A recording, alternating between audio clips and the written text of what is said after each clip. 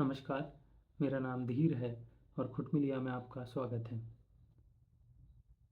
जब देश थोड़ी असमंजस, उत्साह, संघर्ष इन सब से गुज़र रहा था, यानी जब हमारे देश के कुछ नागरिक पहलगाम में मारे गए, कुछ शहीद हुए सिपाही, उस दौरान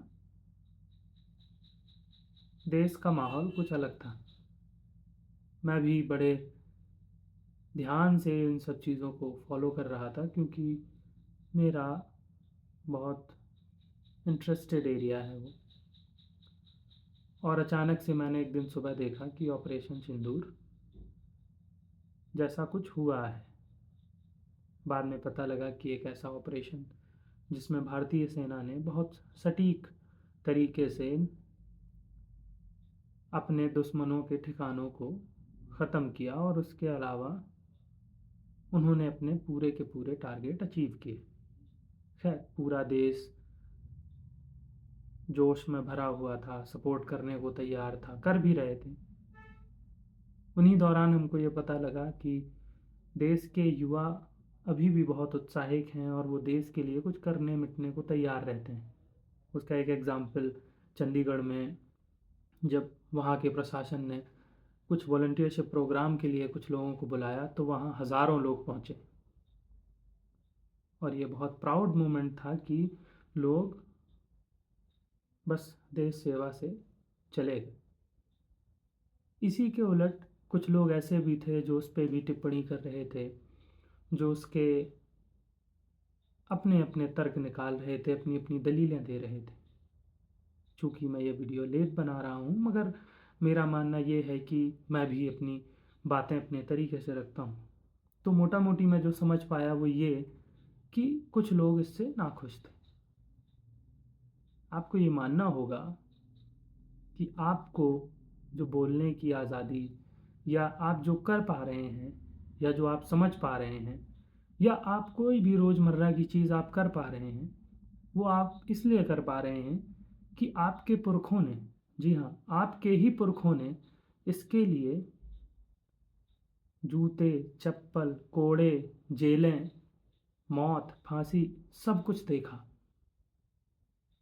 और जब आज़ादी मिली उसके बाद एक पीढ़ी ने तो उस गुलामी से बाहर निकलने की प्रतिक्रिया में, उस प्रोसेस में अपने आप को इन्वॉल्व रखा।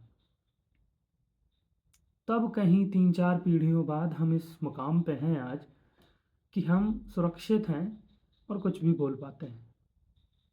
ये वैसा ही है कि जब कैंपस का गेट बंद होता है और आगे 2 सिक्योरिटी गार्ड खड़े होते हैं, तो गेट के अंदर आप मनचाहा कुछ भी बोल सकते हैं क्योंकि आपको पता है कि बाहर 2 जो सिक्योरिटी गार्ड हैं, वो गेट से किसी को अंदर नहीं आने देंगे। मगर जैसे ही गेट खुल जाते हैं, सिक्योरिटी गार्ड हटा दिए जाते हैं, तब आप जानबूझकर ऐसी बातें बोलने से किनारा करते हैं जो आपको नुकसान दे सकती हैं, क्योंकि आपको पता है कि अब आपकी सुरक्षा के लिए कोई नहीं है। तो जब भी आप कोई बात रखें देश के बारे में या किसी के बारे में, तो ये बात हमेशा याद रखें कि आप बोल पा रहे हैं क्योंकि कुछ लोग या देश का एक बहुत बड़ा हिस्सा अपनी ज़िंदगी उस पर लगा रहा है। ये सब पे लागू होता है।